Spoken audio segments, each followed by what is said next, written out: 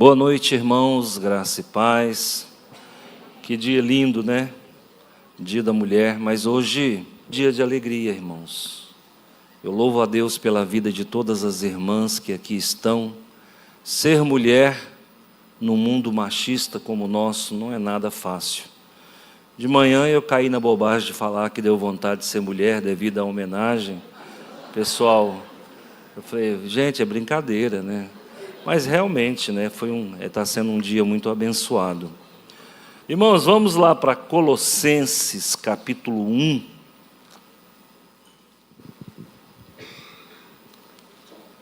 Colossenses capítulo 1. Vamos ler o versículo 13. Colossenses capítulo 1, versículo 13. A tradução Almeida Revista e Atualizada. Ele nos libertou do império das trevas e nos trouxe para o reino do Filho do seu amor, no qual temos a redenção, a remissão dos pecados. Ele nos libertou do império das trevas e nos transportou para o reino do Filho do seu amor, no qual temos a redenção, a remissão dos pecados. Deixa a Bíblia aberta. Senhor meu Deus e meu Pai, em nome de Jesus nós nos colocamos diante do Teu altar, Te agradecemos por essa semana. Obrigado, meu Pai, obrigado, Jesus. Senhor, abençoa cada vida e todos nós, pelo poderoso nome do Teu Filho amado, Jesus. Amém. Queridos, eu intitulei essa mensagem, Jesus nos transportou. Eu queria que colocasse o título aí. Nós estamos falando de libertação. De manhã eu queria ter feito menção, não fiz, vou fazer agora.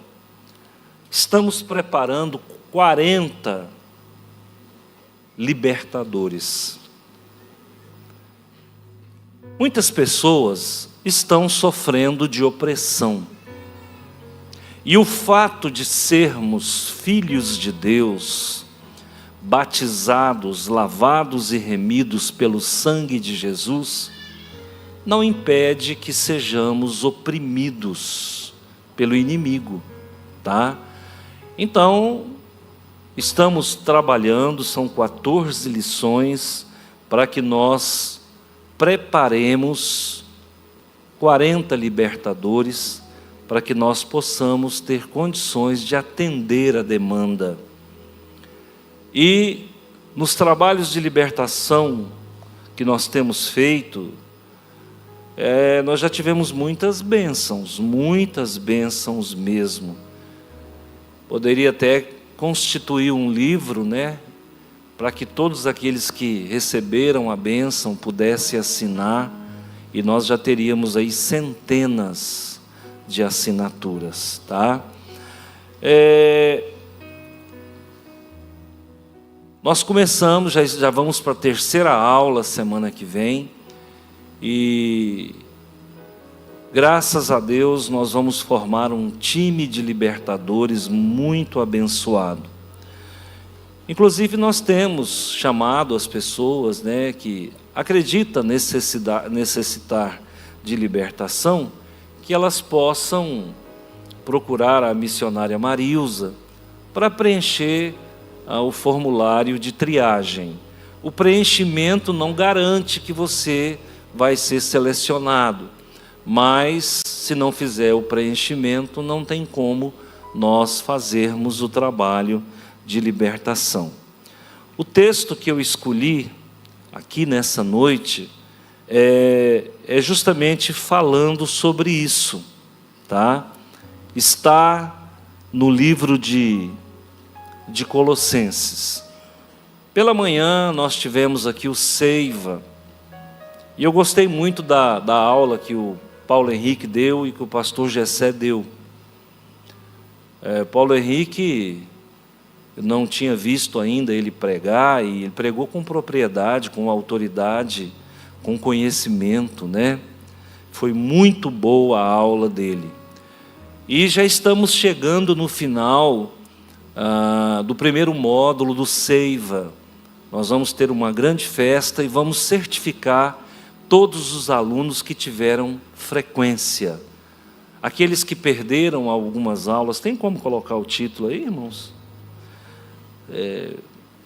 Aqueles que perderam algumas aulas vão poder fazer segunda época, e para que possam receber a certificação. E gostei muito da aula que ele deu, mas ele falou algo interessante, né? Que dentro da hermenêutica, quando nós vamos analisar um texto, a primeira pergunta que se faz é: quem escreveu? Para quem escreveu? Quando escreveu?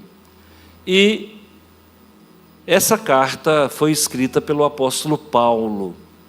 Essa carta foi escrita e o apóstolo Paulo estava preso. Existem 4 cartas da prisão: Filipenses, Colossenses, Efésios e Filemão, tá? Essas 4 cartas são momentos em que o apóstolo Paulo esteve preso. O apóstolo Paulo é campeão de cadeia, viu, irmãos? Se você for fazer uma ficha corrida dele, ele foi preso umas 7 vezes, talvez algo próximo disso. E se você for olhar, por motivo nenhum, por motivo fútil, motivo banal. Então, o que estava acontecendo na igreja de Colossenses? O pessoal ali estava envolvido com gnosticismo. Esse mesmo gnosticismo que está presente nos dias atuais, na nova era, né?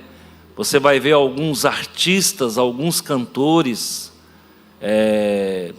fazendo tatuagem do olho de Horus, do olho que tudo vê. Você vai ver pessoas postando fotos com o olho tampado. Tudo isso, gente, é uma mistura de gnosticismo com satanismo. E a palavra gnose, que dá origem a essa vertente cristã gnóstica, a palavra gnose significa conhecimento. E desde os primórdios da igreja, o gnosticismo está infiltrado na fé cristã. Hoje nós temos também muitos cristãos gnósticos, tá? O gnosticismo é uma forma de prostituição do cristianismo ortodoxo.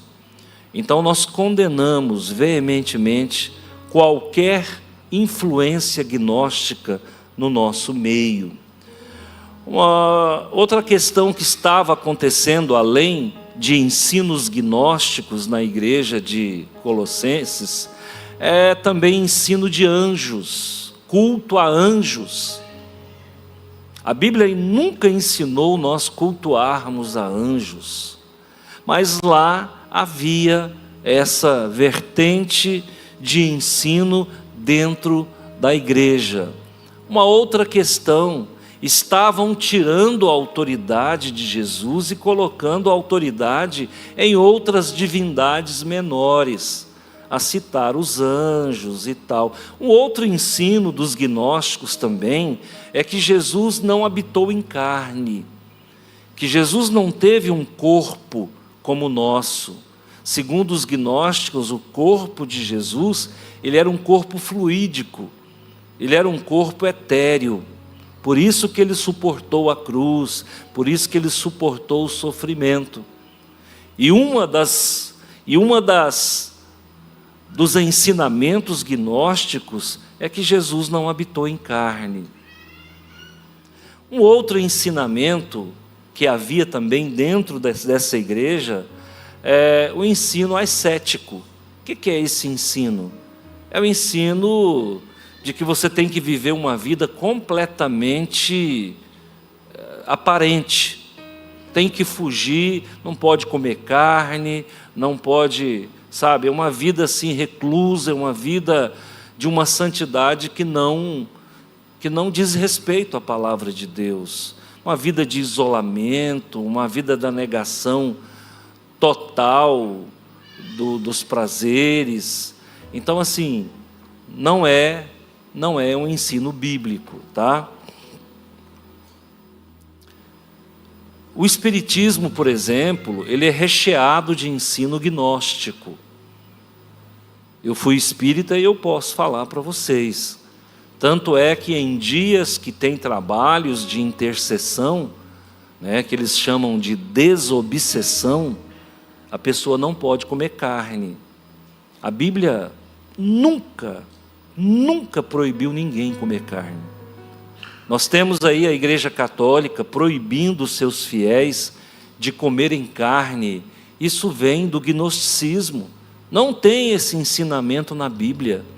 Nunca teve. Não há nenhum perigo da Bíblia ensinar esse jejum, essa dieta de carne.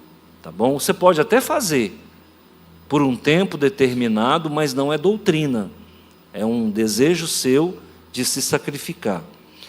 Então, queridos, essa palavra do apóstolo Paulo, ela vem justamente num viés de libertação. Por quê? Porque existiam pessoas dentro da igreja que estavam cativas de ensinos falsos. Pela manhã nós falamos de Lucas 4, 18 e 19, falamos de Isaías 61, versículo 1 e 2, que fala que Jesus veio para libertar os cativos. E dentro da igreja, irmãos, não se enganem, existem pessoas que estão escravizadas, sim, escravizadas inclusive pelo próprio jugo da religião. Aqui nós não colocamos jugo nas costas de ninguém.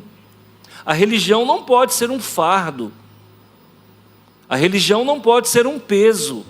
No entanto, muitas religiões, a citar religiões até evangélicas, acabam colocando peso na vida das pessoas. E eu me lembro que no começo da minha fé, nós ganhamos um elefante de gesso. Eu não sei se é gesso, porcelana, e nós colocamos o elefante ali. Eu era professor, o símbolo do ensino, do saber é a coruja, né? E eu ganhei de uma aluna uma coruja de alumínio batido, e eu levei para casa, e foi no começo da minha fé. E aí uns irmãos foram lá fazer um culto do Evangelho no lar. Chegando lá, eles viram esse elefante, e eles viram essa coruja, mas para mim eles não falaram nada, e ficaram fermentando isso entre eles. Quando eu fiquei sabendo, foi da pior forma possível, e eu me senti constrangido e ofendido, porque eles disseram que eu cultuava o elefante, e que eu cultuava a coruja. Ora, irmãos, pelo amor de Deus, o meio evangélico está cheio dessas coisas, sabe? Se você for na casa de alguém e ver lá alguma coisa que você não concorda, por favor, não faça isso. Você quer conversar em amor com a pessoa? Porque tem que ver qual é o sentimento que a pessoa tem por aquela imagem. O elefantezinho é um elefantezinho preto, mais ou menos desse tamanho. Nós ganhamos e colocamos lá em cima da estante, da sala. Para mim, aquilo ali não tinha significado nenhum. Eu não sei se nós ganhamos ou compramos. Não tinha significado nenhum. Eu nunca tive aquilo como uma divindade. E tenho certeza que talvez o artífice, a pessoa que fez aquela obra de arte, também não estava vinculado a nenhuma adoração. E aí disseram que eu era adorador de Ganesh, que é um demônio em forma de elefante. E aí a coruja é símbolo de mau agouro, mas ela também é símbolo do saber. E aí demonizaram a corujinha, né? De fato ela era bem feinha mesmo, assustava, porque coruja já não é bonito, de alumínio batido ele é mais feio ainda. E aí eu peguei, depois que eu fui exortado de uma forma constrangedora, numa festa diante de todo mundo, por um pastor idoso, e eu respeitei ele porque ele era um pastor idoso, pai de uma dessas fofoqueiras que foram na minha casa. Eu peguei o elefante, joguei no mato, peguei a corujinha, joguei também fora, porque eu fiquei até num estado de pecado. Eu falei, não, eu sou um pecador mesmo. Então nós temos que tomar cuidado, porque a religião, ela não pode pôr julgo nas pessoas. Eu vejo pessoas que vão na casa de irmãos na época do Natal e vê a árvore de Natal lá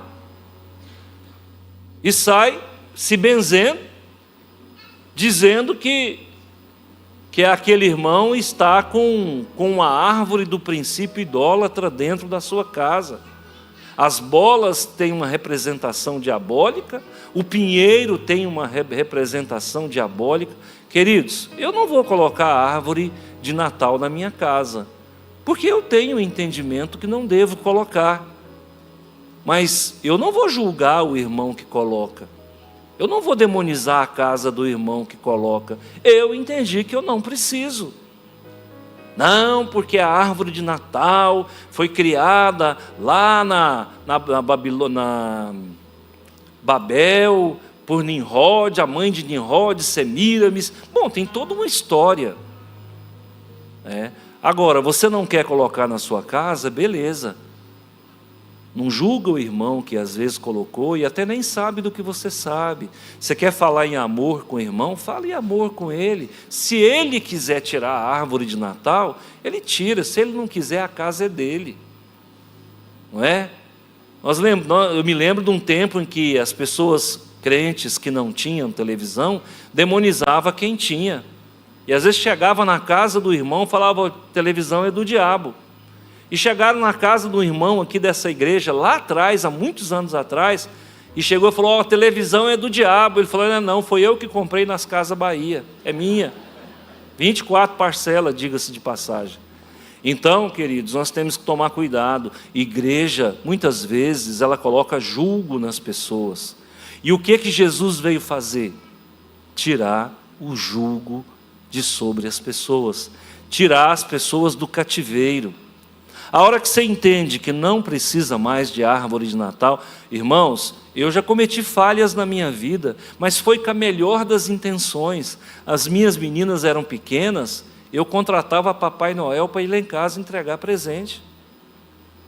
Eu chegava nessas lojas da Presidente Vargas, tinha aqueles Papai Noel fake lá, eu chegava para eles e falava, quanto o senhor quer para ir lá em casa? Não, eu cobro, vamos supor, R$200. Eu pagava, o Papai Noel buscava ele na casa dele, colocava ele na esquina, ali na esquina mesmo ele trocava de roupa, e eu entrava em casa fazendo de conta que não tinha acontecido nada, tocava o portão, de repente aparecia uma pessoa tipicamente trajada de Papai Noel, levando uma bicicleta e uma boneca para entregar para a Camila e para a Daniela. Pastor, mas o senhor alimentou a mentira? Alimentei, mas elas ficaram muito felizes. E eu não tinha noção do que eu estava fazendo. Eu achava que estava certo. O que ficou na minha cabeça não foi o erro que eu cometi. O que ficou na minha cabeça foi o sorriso das minhas filhas. E eu tenho ainda a foto da Daniela chorando e recebendo a bicicleta do Papai Noel. Papai Noel existe? Não. Papai Noel é a figura do São Nicolau. Irmão, eu não quero nem saber de São Nicolau. Hoje eu não quero saber de nenhum dos dois, nem de São Nicolau e nem do Papai Noel. Mas teve uma fase na minha vida que eu era novo na fé. Eu não tinha maturidade, eu não tinha o discernimento. E Paulo nos ensina que nós devemos ser fracos com quem é fraco. Se fazer de fraco com quem é fraco. Muitas vezes o teu irmão não está no nível da tua fé. Cuidado para que você não atropele o irmão. Porque o crente, ele é expert em julgar as pessoas. Ele rotula, ele julga. O que mais tem em igreja é cangaceiro de Jesus, irmão.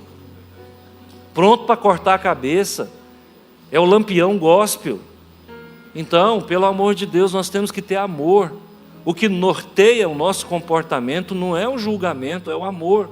Se o nosso irmão está com a fé rasa, tenha misericórdia, tenha paciência com ele, tenha indulgência com ele, fala em amor, orienta, não é? Eu me lembro que mudou lá para cá, para frente da minha casa, um pessoal que se dizia cristão evangélico de uma igreja, e aí eu falei para a Rosani, nossa, que bom, mudou um pessoal crente aí para frente. E aí quando foi um dia, estava lá, começou uma música, pinga em mim, pinga em mim. Eu falei, aonde que está vindo essa música? Abri a porta, lá na casa dos irmãos. E aí, o que você faz, irmão? Você já entendeu que a fé deles é rasa. Você já entendeu que eles estão com o pé em duas canoas. Você já entendeu que eles ainda não passaram pela conversão dos ouvidos. O que a gente vai fazer? A gente vai jogar pedra? Aí uma irmã falou, pastor, tem uns parentes meus morando em frente à sua casa. Você não repara com as músicas que eles ouvem não, mas eles são crentes, viu? Eu falei, deu para perceber que eles são crentes mesmo. Então, queridos, a gente, ao invés de julgar, a gente deve exortar com amor. Tá? A palavra exortar ou admoestar não é dar bronca não, é amparar com o ombro. É falar assim, irmão, deita aqui, deixa eu conversar com você. Exortar isso é amparar com o ombro, tá? Quando você vê que o irmão é fraco. Agora nós temos aqui, ele nos tirou do império, ele nos libertou do império das trevas. Gente, o universo ele é composto de dois itens. Primeiro, a luz e as trevas. Dentro do universo existe um pano de fundo chamado matéria escura. Quando você olha para o céu, você vê estrelas, sim ou não? O que é majoritário, as estrelas ou o pano preto? Aquilo ali é chamado matéria escura. A matéria escura representa 85% do universo. 85% do universo é trevas. Olha o trabalho que nós temos, irmãos, nós vamos ter que iluminar 85% do universo. E as seitas esotéricas, cosmológicas, o maniqueísmo de Mann, do século III, que era uma filosofia dualística, ela diz o seguinte, que Satanás, o mal e o bem, estão em constante confronto, e que Satanás optou em ficar com o império das trevas, porque as trevas representam 85% do universo. Então foi feita uma avaliação percentual, e o maligno viu que as trevas são maiores do que a luz. E ele disse, por que eu vou ficar no reino da luz, se eu posso dominar o império das trevas? E aí nasce então essa ligação simbólica, metafórica, alegórica, fantasiosa, de que o maligno é que detém a maior força do universo, que é a matéria escura, que representa 85% do universo. Agora, uma coisa é fato, é bíblico. Esse mal, essas trevas, ela é um império. E no mundo, gente, eu quero que você grave uma coisa: ou você serve às trevas, ou você serve à luz. Pastor, posso ficar na penumbra? Não tem penumbra, irmão. Ou você fica com as trevas, ou você fica com a luz. A Bíblia diz que quem não é filho de Deus é filho do diabo. Ué, pastor, mas o diabo agora tem o poder de gerar filhos? Não, ele tem o poder de sequestrar os filhos de Deus. E aí ele coloca os filhos, a criatura de Deus, dentro de um quadrado chamado império das trevas. Quem é que governa esse império? E o que rege esse império? A maldade, a ignorância, o pecado, a confusão. Irmãos, fora da luz só há confusão. Fora da luz só há engano.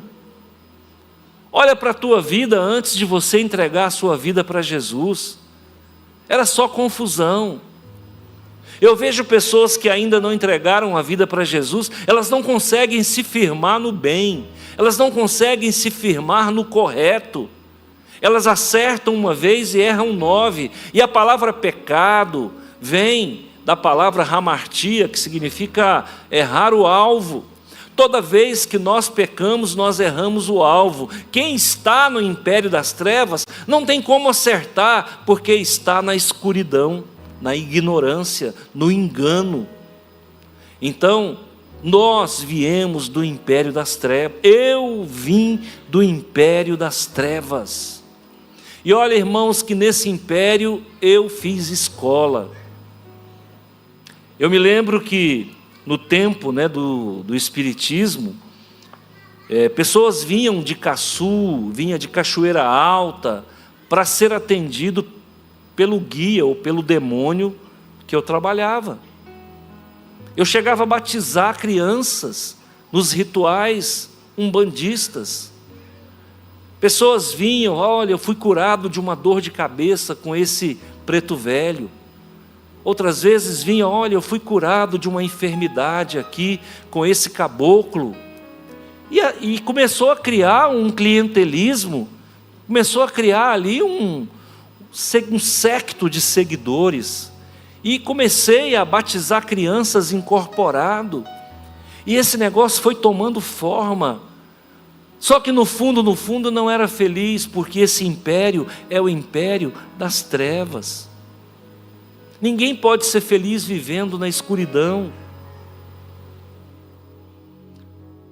Na escuridão, o que você vai encontrar, gente? Sujeira. Na escuridão, o que você vai encontrar? Morcego. Na escuridão, o que você vai encontrar? Fungo, mofo, bolor. Na escuridão, o que você vai encontrar? Réptil. O que você vai encontrar na escuridão? Aracnídeos, escorpiões. Então, queridos, nós não vamos encontrar nada que se aproveite lá nas densas trevas. E aqui o apóstolo Paulo está sendo muito claro. Ele quem? Jesus nos libertou do império das trevas. Pastor, e agora? O senhor falou que os crentes têm opressão, como é que fica? Jesus libertou ou não libertou? Isso aqui, gente, isso aqui é um futuro mais do que perfeito. Está dizendo, a Bíblia está escrita num nível onde Deus já alcançou os objetivos dele para contigo. Então todos vocês que estão aqui, no Kairós de Deus, já estão libertos do império das trevas. Mas no nosso tempo humano, muitos ainda estão em processo de libertação. Quantas pessoas, gente, estão no nosso meio que ainda está preso a sites pornográficos? Quantas pessoas estão no nosso meio, ainda dão umas baforadas? Quantas pessoas estão no nosso meio, ainda tomam lá uma bebida alcoólica? Quantas pessoas estão no nosso meio, ainda compram e não pagam? Quantas pessoas estão no nosso meio, ainda mentem? Quantas pessoas no nosso meio ainda têm inveja? Quantas pessoas no nosso meio ainda desejam mal? Então as pessoas estão a caminho de uma libertação, mas Deus está dizendo que você já está liberto. Toma posse da libertação. Pastor, o que é libertação? E no curso que nós estamos fazendo, eu deixei bem claro, gente, libertação é fazer a pessoa entender que o que Jesus conquistou na cruz já é seu por direito. Meu irmão, Jesus já te libertou, toma posse. Crie uma mente apropriativa, onde você toma posse de que você já está liberto. Por que eu tenho que beber? Por que eu tenho que fumar? Por que eu tenho que mentir? Por que eu tenho que comprar e não pagar? Por que eu tenho que falar mal do meu próximo? Por que eu tenho que brigar com o meu cônjuge? Por que eu tenho que falar mal das pessoas? Então, toma posse, cria uma mentalidade ressignificada, uma mentalidade apropriativa, onde você aprenda que Jesus já conquistou para você essa libertação, derramando o seu sangue lá no Calvário por você. Há 2000 anos atrás ele pagou o preço. E o preço que Jesus pagou não tem prazo de validade, é vigente nos dias atuais e por toda a eternidade. Então nós estamos libertos das trevas. Pastor, ainda tem problema na minha vida. Hoje nocauteia isso através da apropriação da verdade que Jesus já conquistou na cruz a teu favor.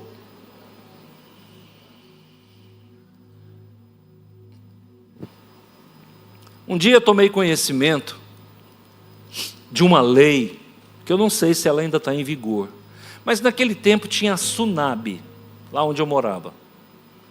A SUNAB era um órgão que é tipo o PROCON, que dava direito ao consumidor. E um dia lendo, eu ainda era jovem, lendo o direito do consumidor, e lá estava dizendo, se você chegar numa padaria e não tiver pão, a padaria é obrigada a vender para você outro item pelo mesmo valor do pão. E quando eu descobri isso, irmão, eu já tinha tomado pança muitas vezes, de chegar na padaria e não ter pão, e eu ficar lá 2 horas esperando o pão sair. Aí eu falei, mas quem é que vai pagar esse pão que eu não comi? Não é verdade? Então, o grande problema nosso é que nós não conhecemos a verdade. E aí a Bíblia vem para trazer a verdade. Você é liberto. Você já está liberto. Agora reaja. Reaja. Essas canetinhas emagrecedoras, alguém conhece? Só se conhece ou não, não precisa falar que está tomando. Deixa eu falar um negócio para você. Ela tira 100% a fome? Não, ela dá vergonha na cara para a gente. Verdade, quantas vezes eu sentei na mesa com vontade e eu lembrava da canetinha. Eu tenho que fazer valer minha canetinha. E aí eu deixava de comer, até nem era porque eu estava sem fome.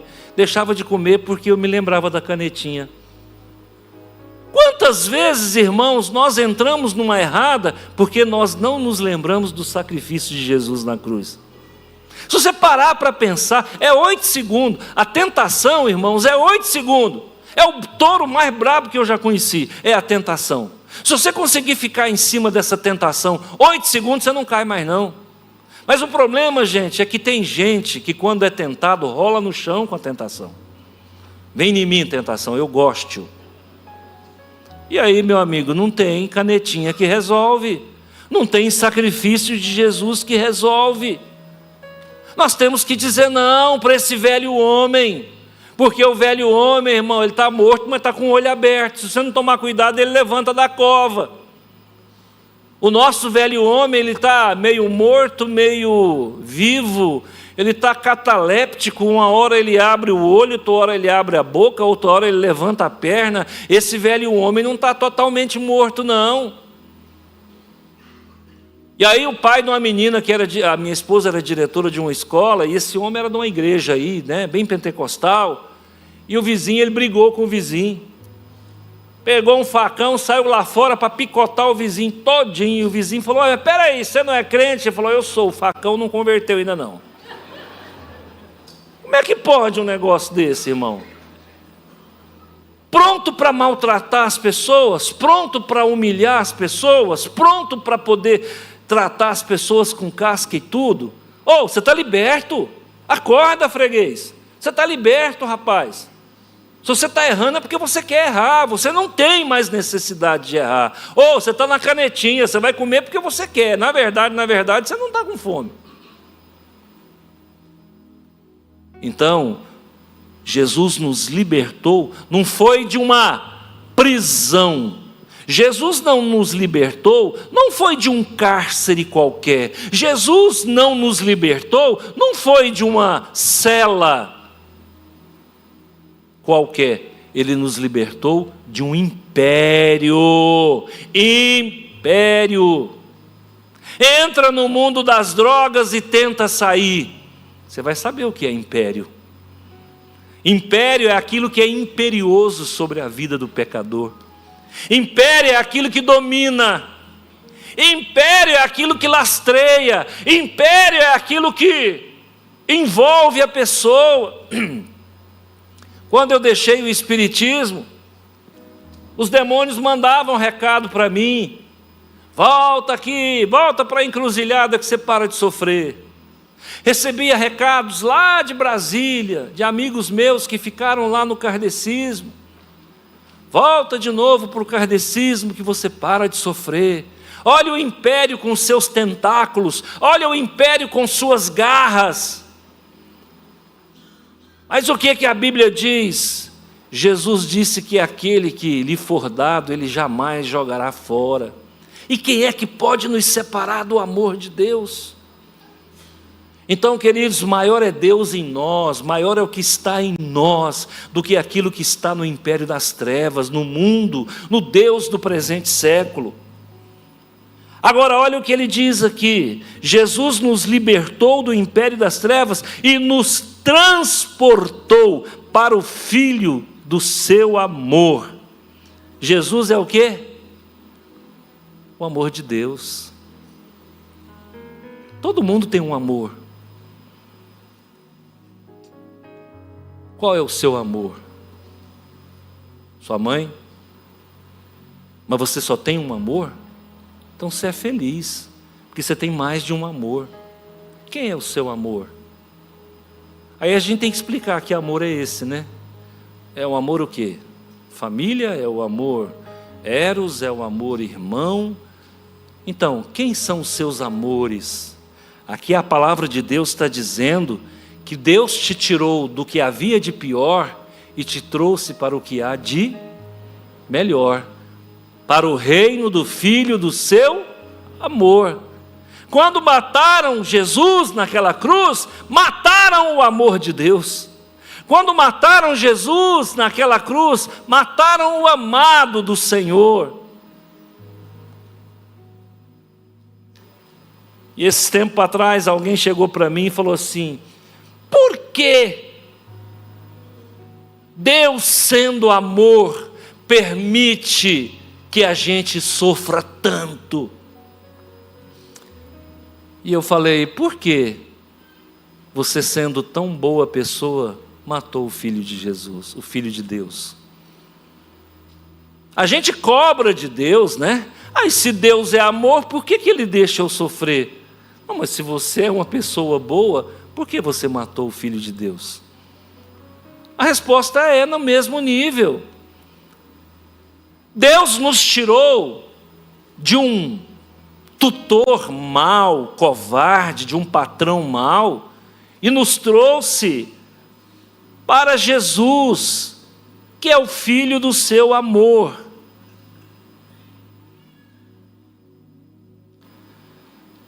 Então, queridos, nós fomos transmigrados. Nós migramos de uma dimensão para outra dimensão. Quem é crente hoje enxerga mais e melhor do que quando não era crente há 5 anos atrás, sim ou não? O Sérgio é novo convertido. Sérgio é o noivo da Valéria. É novo convertido. Sérgio, hoje você enxerga melhor do que você enxergava há 5 meses atrás? Muito mais. Coisas que faziam sentido para você naquela época, hoje ainda faz sentido? Não faz mais. Você passava na porta de uma igrejinha, tinha 5 pessoas lá dentro, eu não sei o que você falava, mas de repente você falava: que loucura é essa aí? Hoje você passa e olha e fala: ó os meus irmãos. Dá vontade de entrar. Queria ouvir o que esse pastor está pregando, o que esses irmãos estão cantando. Antigamente, quando a gente não era crente e via um crente cantar, falava: o que esse desafinado está cantando? Não é? Hoje, quando a gente está na igreja que um desafinado canta, você fala: que bênção, que maravilha. Muda tudo, gente. Muda tudo. A forma de enxergar o casamento, a forma de enxergar os irmãos, a forma de enxergar o dízimo. Quando não era crente eu era contra o dízimo, e agora? Não, agora eu entendi que eu preciso cuidar da obra de Deus. A obra de Deus não se mantém sem finanças, não tem como, não é? Quando eu não era crente, eu achava que pastor era um aproveitador. Hoje eu entendo que é uma pessoa que cuida de um rebanho. Olha como os valores mudam. Então, queridos, Jesus nos transportou de uma dimensão trevosa para uma dimensão iluminada. Hoje você enxerga, e quanto mais luz o Senhor jogar na sua vida, mais você vai enxergar. Ah, pastor, por que Deus então já não joga toda a luz sobre a minha vida? Porque se jogar tudo de uma vez, você cega. A luz também cega as pessoas, não é só escuridão. E aí vem um terceiro ponto que diz assim: no qual temos a redenção. O que é a redenção, gente? O que é redenção? Começa com salvação. O que é redenção? Acertou, o pessoal aqui acertou.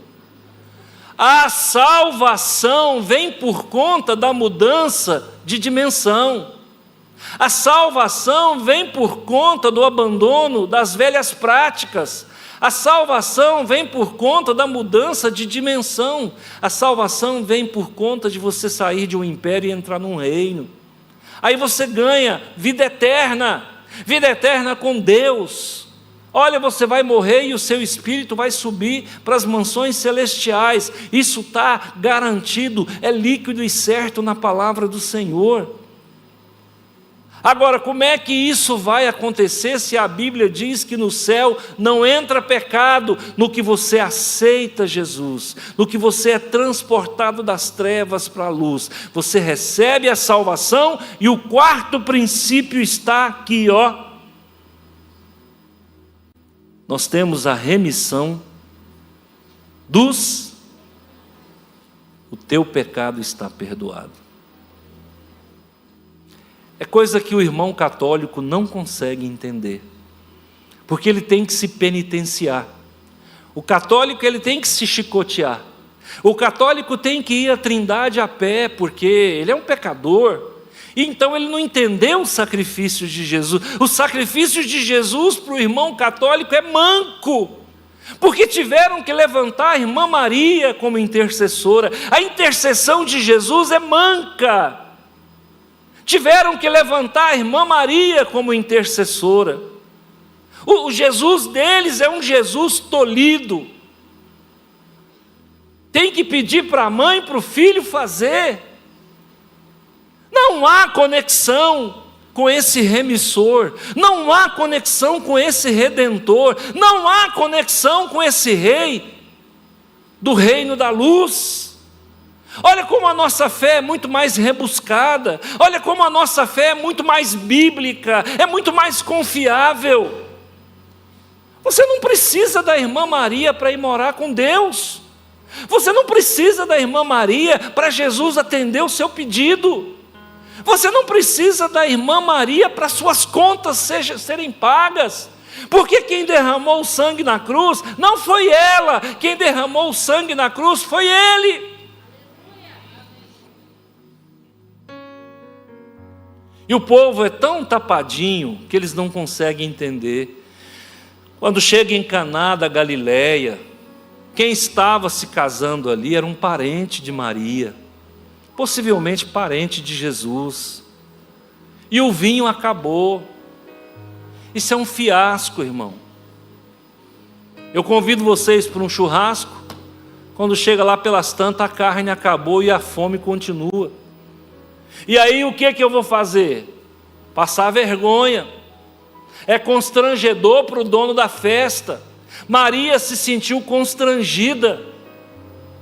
E ela chega para Jesus e dá um aperto nele. Ela é mãe, ela tem direito. Meu filho, faz alguma coisa. O vinho acabou. O vinho naquela época era cultural, igual o café. Da mesma forma que o café é cultural para nós, se eu chegar na sua casa, irmão, você pode me dar um café que eu fico satisfeito. Um copo d'água e um café, eu estou satisfeito. Você não precisa nem vir com bolo, com nada não. Se você me der o café, eu estou satisfeito. Agora, se eu chegar na sua casa, você não me mandar sentar, não me oferecer um copo d'água e um café, eu não volto ali mais. É bem assim. Estou brincando, viu, gente? Mas assim, é verdade. Eu estou brincando. Cadê a irmã do é verdade? Hoje ela não veio, né? E aí, irmãos, a Maria estava muito constrangida. Chegou para Jesus e falou: faz alguma coisa. Ué, faz alguma coisa como? Se Jesus nunca tinha operado nenhum milagre, não tinha operado para a gente ver. Mas com certeza lá na casa dele, ele operava os milagres, porque a Maria falou: faz alguma coisa. Aí Jesus falou: mulher, não chegou a minha hora. Olha como Jesus é forte. Ele falou: mulher, não falou mãe não, falou: mulher, os teus problemas, os teus vexames, as tuas frustrações, as tuas vergonhas, é tua. Eu não tenho nada a ver com isso. Agora, como faz alguma coisa? Só que a Bíblia diz que Jesus cumpriu todos os mandamentos. Ele nunca pecou. E se Jesus não obedece à mãe, ele estaria desonrando a mãe. E a Bíblia diz que o filho deve honrar pai e mãe. Então, quando Jesus obedece Maria, não é porque era Maria, mas é porque o filho não pode desonrar o pai. E ele transforma a água em vinho, não é para alegrar a Maria, é para obedecer a palavra de Deus. Gente, Jesus transformou a água em vinho, não é porque ele queria se embriagar, não. E nem queria ver o povo embriagado. Jesus transformou a água em vinho, porque um dos mandamentos do decálogo é: honra teu pai e tua mãe. E a mãe estava pedindo. E quando a mãe pede, o filho precisa atender. Mas não porque aquilo seja o que há de mais interessante, mas a palavra de Deus diz. Então, queridos, nós precisamos colocar no nosso coração: Jesus pagou a sua dívida.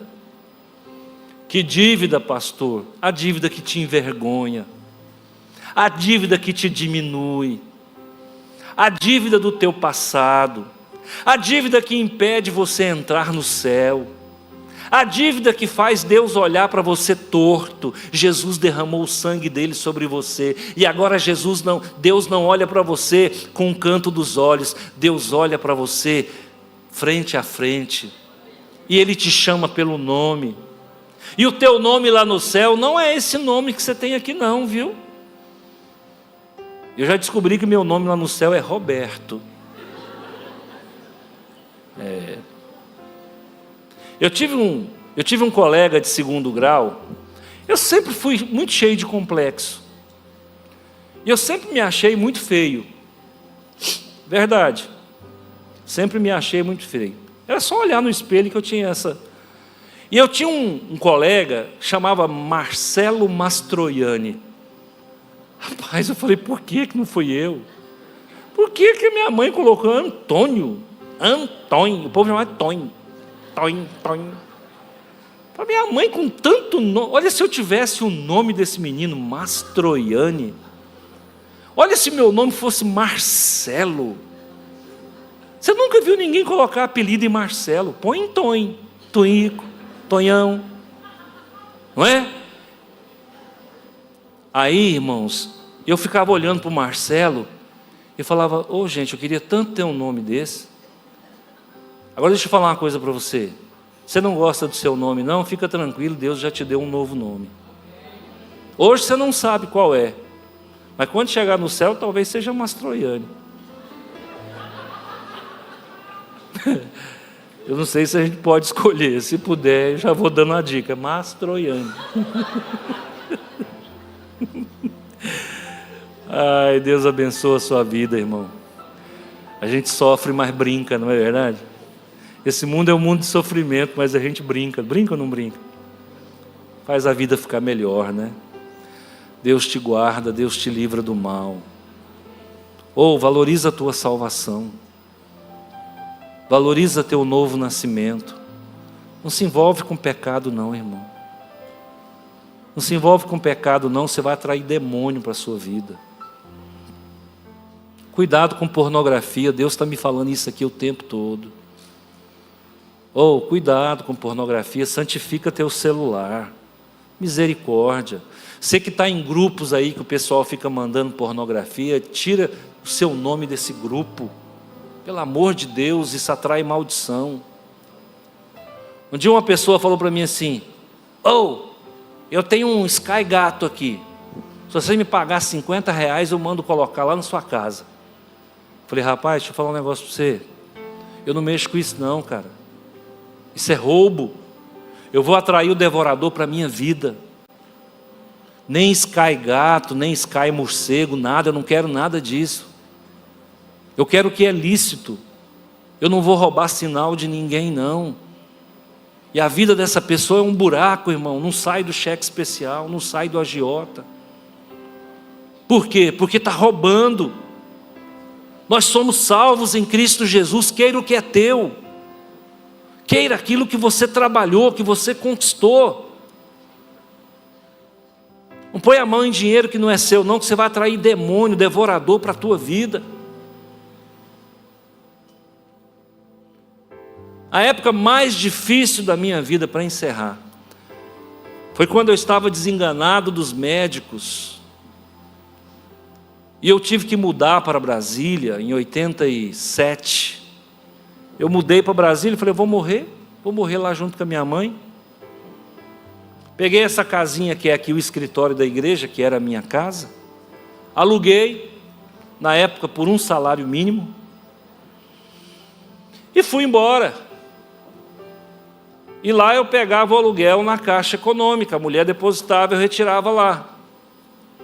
Irmãos, escuta o que aconteceu. Passando uma pendenga, não dava conta de trabalhar, passando uma dificuldade financeira do caramba, pesando 38 quilos, só a caveira. Eu fui na Caixa Econômica tirar o dinheiro do aluguel, a mulher tinha depositado. Chegou lá, ao invés da mulher me dar um salário mínimo, ela me deu 2. O que você faria, irmão? Oh Deus, obrigado. Hoje é meu dia de sorte. Você faria isso ou você devolveria o dinheiro? Irmão, foi o dinheiro mais difícil de devolver da minha vida. Porque eu olhava para o dinheiro, olhava para a mulher, olhava para o dinheiro, olhava para a mulher. O dinheiro falava assim: me leva, me leva, me leva. E eu olhava para a mulher e falava: ela vai ter que pagar esse dinheiro. Aí eu fui e devolvi um salário mínimo para ela. Ela me passou errado. Sabe o que ela falou? Nem obrigado. E eu fui embora para casa sem agradecimento, sem o dinheiro. E hoje eu posso contar essa história porque é um testemunho de honestidade.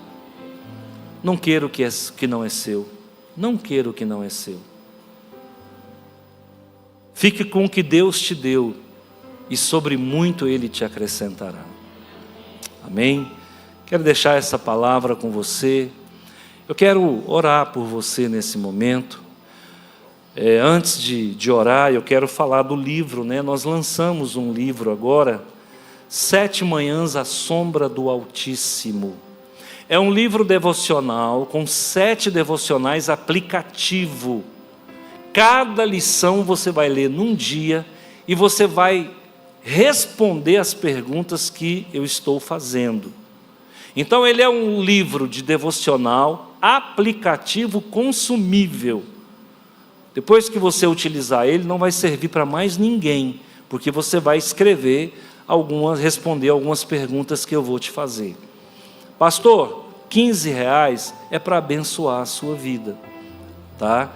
Em breve nós vamos estar lançando mais 2 livros complementares desse aqui, mas um ótimo presente para você dar para um amigo. Não vai cansar ele vai ser edificado e você vai fazer um evangelismo. Outra questão importante: esse livro, para quem quer fazer campanha de 7 dias, é ótimo. Eu quero fazer uma campanha de 7 dias de leitura e jejum. Está aqui, irmãos. Faça uma campanha. Cada dia você lê um capítulo e responde as perguntas. Ao final você cumpriu a campanha, fez o jejum, e eu tenho certeza que Deus vai te honrar. Tá bom? O livro está ali, você pode procurar o livro e comprar, ou para você, ou para doar para um filho, para um amigo, para um colega. Vamos orar? Senhor meu Deus e meu Pai, muito obrigado em nome de Jesus pelo milagre da multiplicação. Que todos que adquirirem também esse livro sejam recompensados a 100 por um. Para a honra e glória do Senhor, Pai de amor, abençoa aqueles que estão presentes. Liberta mesmo, nos tira do império das trevas e nos traga para o reino do Filho do seu amor. E nos permita a redenção e a remissão de todos os pecados. Muito obrigado pela tua bênção e pela tua proteção. Antes da gente encerrar esse momento maravilhoso que nós vivemos juntos, eu quero fazer um convite muito especial para você. Tudo que nós vivemos aqui, a palavra, a oração, a edificação, não pode ficar só aqui. E Deus quer usar você para alcançar muitas vidas através disso. Então vamos lá, clica no botão vermelho aqui embaixo, se inscreva no canal da nossa igreja, ativa as notificações, pega esse link, manda para quem Deus colocou no seu coração e juntos nós vamos cumprindo essa missão do ID também de forma digital. Nós somos uma família IBNC que vive junto em comunidade como igreja, mas nós também somos uma família digital e eu conto com você. Deus te abençoe, em nome de Jesus e até a próxima.